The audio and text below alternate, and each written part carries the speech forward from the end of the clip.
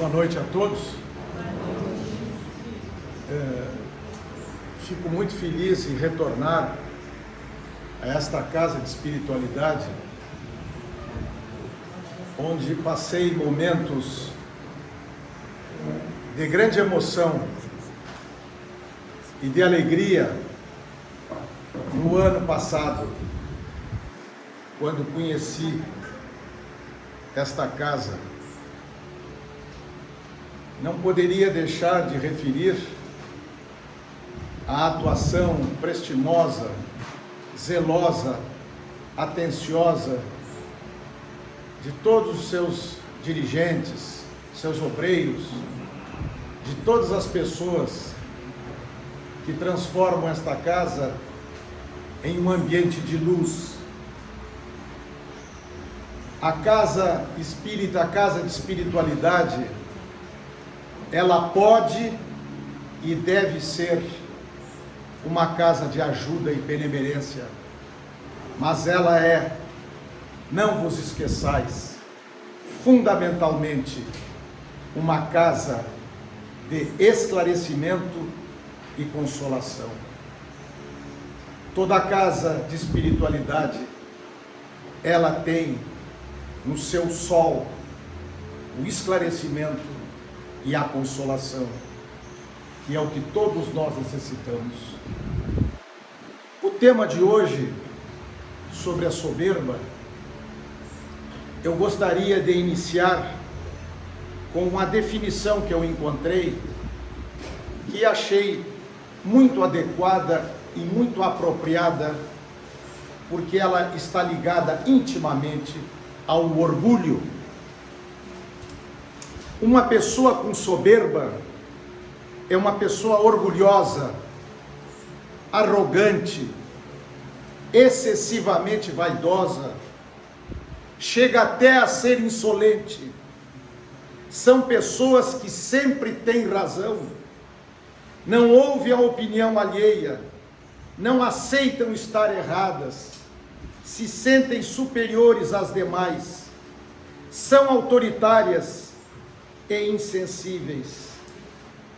Estas são as características de uma pessoa com soberba e uma pessoa orgulhosa.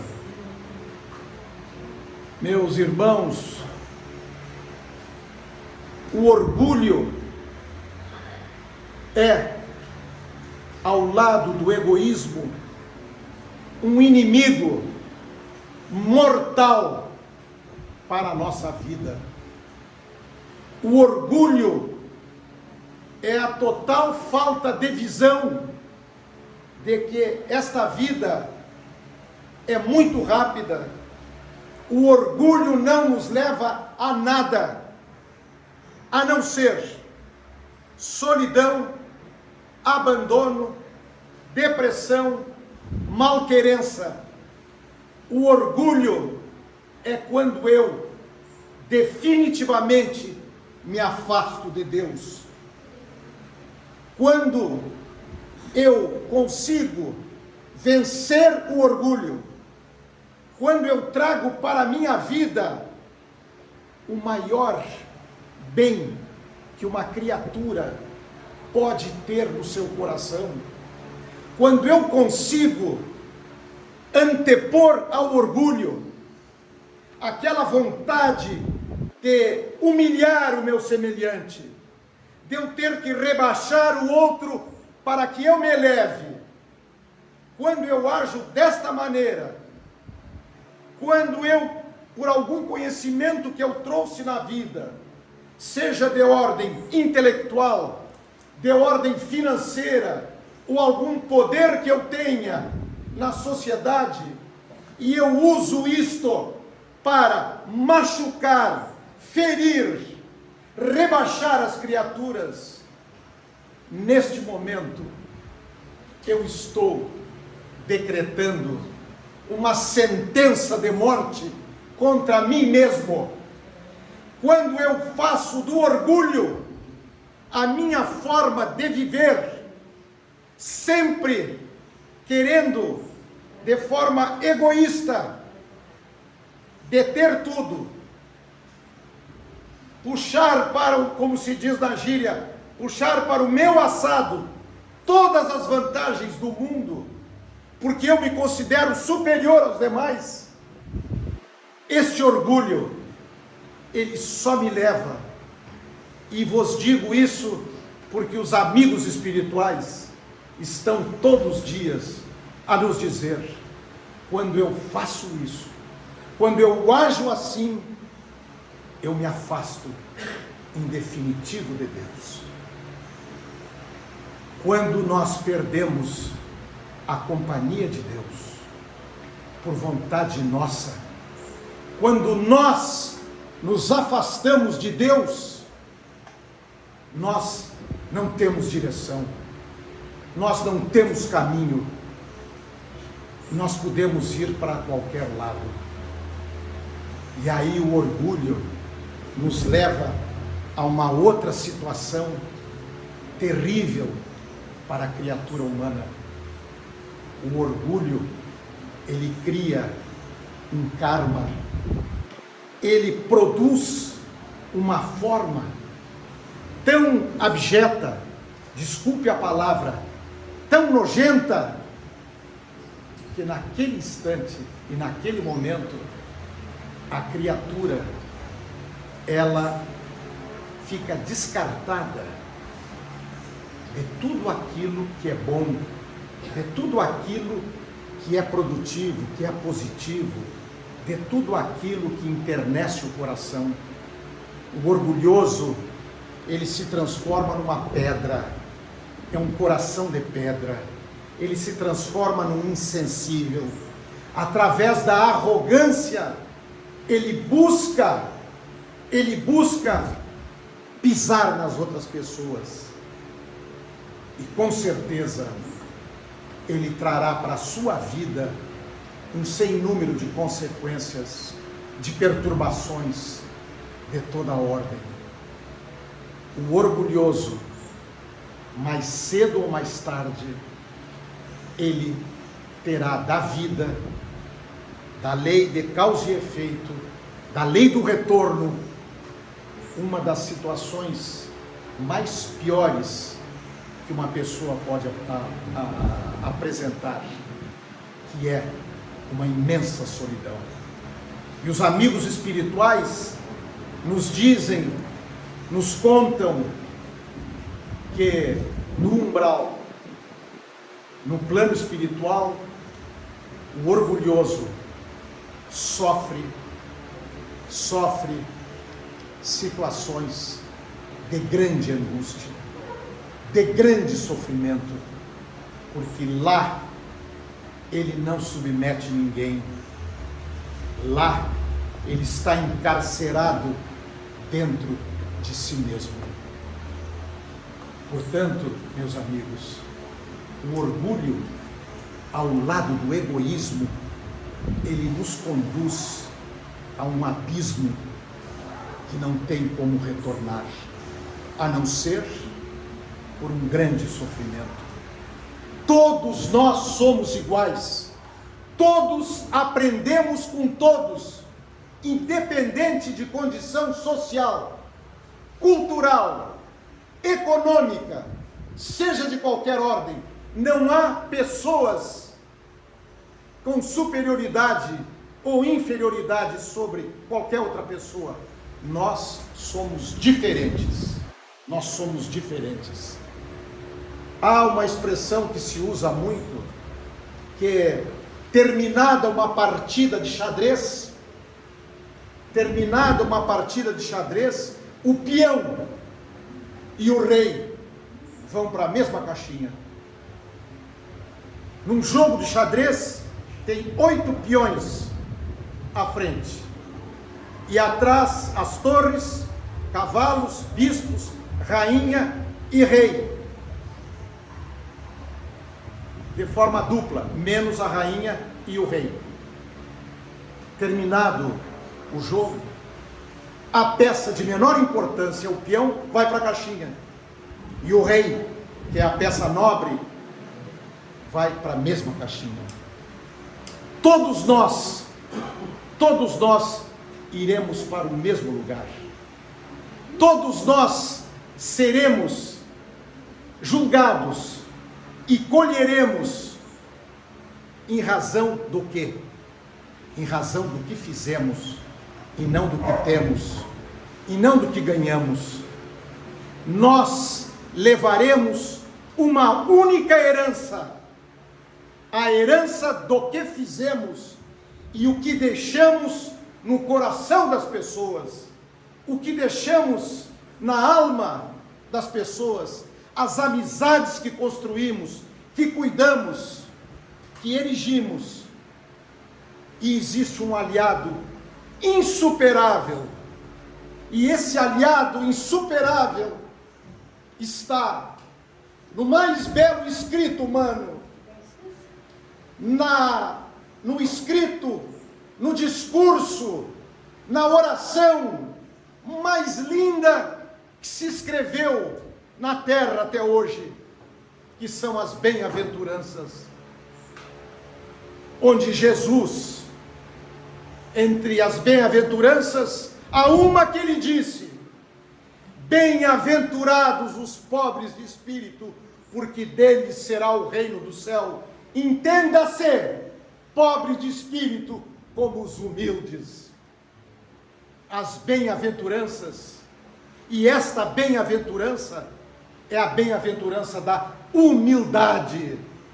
É isto que nós devemos colocar em nossas vidas, sabendo, entendendo que por mais conhecimento que nós podemos deter, por mais que nós saibamos, por mais cursos que nós tenhamos tirado, por melhor que seja o nosso cérebro, a nossa cultura, o nosso conhecimento, tudo é uma herança recebida nas encarnações e pelo amor divino. Todos nós estamos numa viagem sem fim a caminho de Deus. E o grande aliado desta viagem, que não pode faltar em nossa vida, é a humildade. E a humildade não quer dizer pobreza nem riqueza, cultura nem falta de cultura. A humildade é aquela simplicidade de coração em que todos nós temos a consciência de que somos iguais a todos e estamos numa mesma e bendita viagem a caminho de Deus. Portanto, meus amigos, eu, de tanto observar, ler e aprender com a vida, talvez pelos anos percorridos nesta existência, eu tenho uma convicção absoluta que me dá uma certeza de coração e de alma para dizer a vocês: nós ignoramos a maior parte das coisas, nós não sabemos. Emílio Mira Lopes, um grande professor espanhol da Universidade de Madrid, ele tem uma frase magnífica que eu gostaria de dividir com vocês. Ele diz: a verdade é como cristal, depende do lado que se mira. Ninguém, a não ser Deus, nenhum de nós, aqui nesse plano de provas e expiações, onde infelizmente até hoje o mal predomina sobre o bem, aqui no nosso plano, ninguém tem o conhecimento total da verdade. Nós conhecemos partes e parcelas da verdade. E o professor Emílio Mira Lopes diz, com a sua sabedoria, de que a verdade é como um cristal, depende do lado que se olha, que se mira. Nós não temos a visão 360 graus. Nós temos uma visão parcial. Nós vivemos aqui no planeta Terra, um planeta que ele é absolutamente insignificante em termos de tamanho no universo. O universo tem 10 sextilhões, universo observável, o universo que se conhece pelos mecanismos tecnológicos, pelos aparelhos, porque o universo é infinito. A nossa galáxia, a Via Láctea, ela tem 200 bilhões de estrelas. As galáxias do mundo, do universo, perdão, elas são calculadas em mais de 3 trilhões. A Terra é habitada hoje, no último censo, por 8 bilhões de pessoas. E com essa estatística que eu estou dando aos senhores e às senhoras, nós nos deparamos com algo muito pobre aqui na Terra, quando uma pessoa arrogante, orgulhosa, insolente, chega para nós e diz assim: você sabe com quem está falando?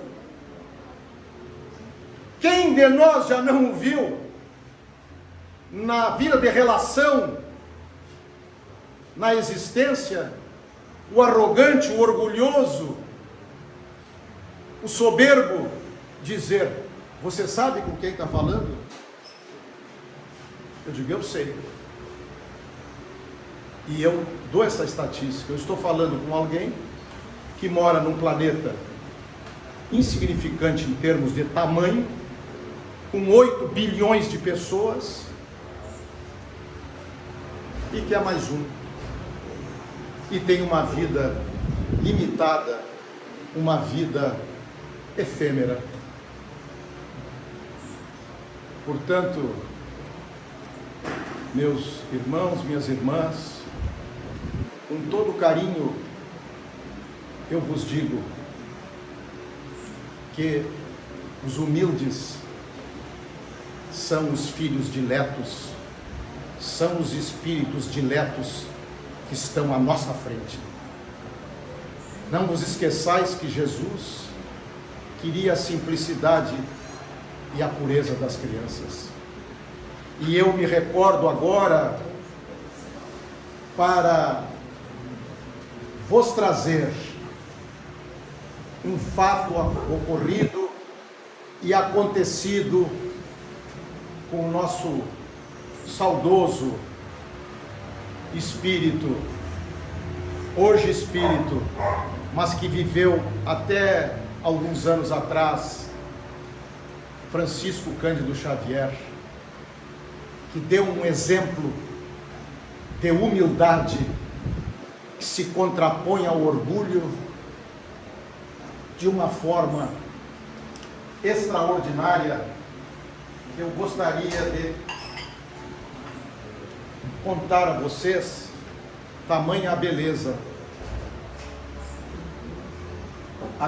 moral e a beleza humana desse fato. A Terra não conheceu um médium até hoje da estatura de Francisco Cândido Xavier. Ele era e ele foi puro amor e pura renúncia. Ele sofreu as dores do corpo, ele se entregou àquelas criaturas que iam lá pedir, clamar por um consolo pela perda do esposo, de um filho, de um neto, de uma mãe ou de um pai. E ele secou milhares e milhares e milhares de lágrimas e de dor. Pois um dia Chico Xavier, já com 75 ou 77 anos de idade, Chico Xavier, em Pedro Leopoldo, estava um tanto febril e ficou no centro espírita atendendo as pessoas até às 4 da madrugada. E ao terminar o atendimento, já amparado, febril, doente, praticamente quase sem visão, Chico Xavier, ele foi conduzido para sair do centro espírita. E uma senhora irrompe na sala, uma senhora que havia recebido uma mensagem ao começo da reunião, e ela diz assim: o senhor tem que me ouvir. E Chico, com um fiapo de voz, disse: sim, minha irmã. Fale, minha irmã. E ela diz para ele: o senhor me deu uma mensagem de um filho que eu perdi há um mês atrás. E esta mensagem eu não reconheço como sendo do meu filho. Esta mensagem tem alguma coisa parecida com o meu filho, com o que ele viveu, com o que ele sofreu, coisas particulares. Mas a maior parte das coisas eu não reconheço como sendo do meu filho. Este fato nunca aconteceu em toda a vida do apostolado de Chico Xavier. E este homem teve a humildade de sentar numa cadeira, chamar a senhora, pedir a carta, e ele baixou a fronte, sentou, cadeira ao lado da mesa, e disse assim: minha irmã, mistério. Baixou a cabeça e começou a revisar a carta, e riscava, acrescentava, riscava, acrescentava, e ficou assim por uns 5 minutos, riscando e acrescentando situações àquela carta, como se tivesse reescrito a carta parcialmente. E aí entregou para a senhora e pediu: minha irmã, leia. E ela leu a carta. E ela, num pranto incontido, banhada em lágrimas, se abraçou a Chico Xavier e disse a ele: eu reconheço, a carta é do meu filho. Agora tem situações aqui que o senhor psicografou que eu reconheço plenamente que é o meu filho. E sabem qual é a resposta de Chico Xavier? Ele disse: minha irmã, me perdoe, me desculpe, eu estou doente, eu estou muito cansado, eu realmente me equivoquei. Teve situações aqui que ficaria difícil para a senhora entender e compreender. Minha irmã, me perdoe, me desculpe. Senhores, esta história é a história de um coração humilde. Essa história é uma das mais belas e grandiosas do apostolado de Chico Xavier. A humildade, a simplicidade, a generosidade, o amor que ele teve pelas criaturas, manifestando e pedindo perdão. Assim, meus amigos, esta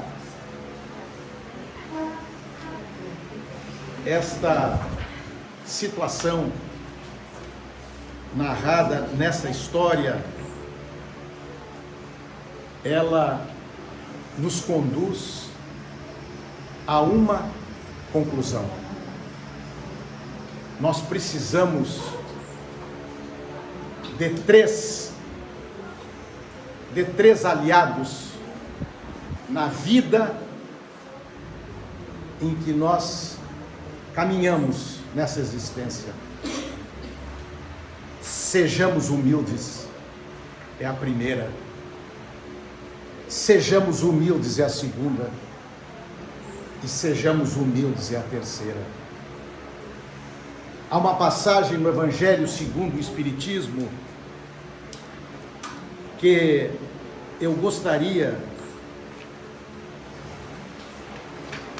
de dividir com vocês, porque realmente ela vai fazer com que todos aqui nesta sala reflitam e meditem, e eu faço uma súplica: meditem com esta frase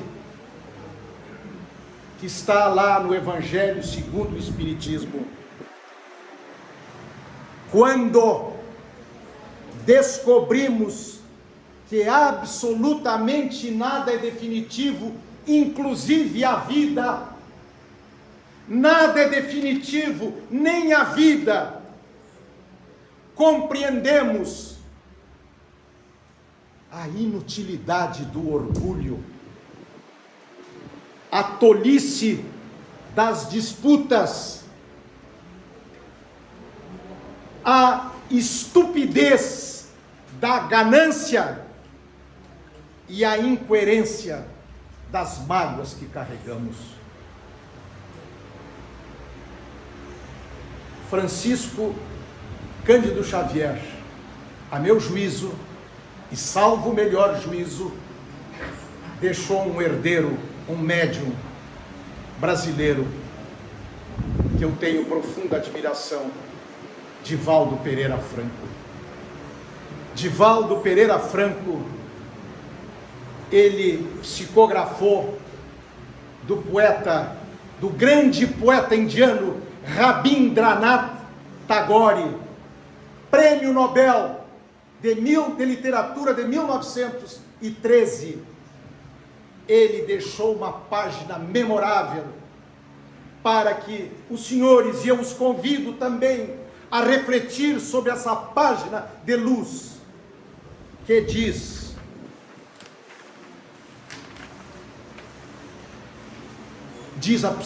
a psicografia de Divaldo Franco: o inimigo maior não é o declarado, mas o oculto.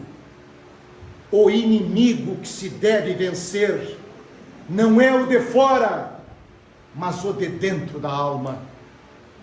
O feroz inimigo não deve ser odiado e perseguido, mas amado e superado. Quando livre dos inimigos de dentro, ocultos no coração, o homem liberta-se dos adversários de fora, porque aquele que se vence, o mundo inteiro vence.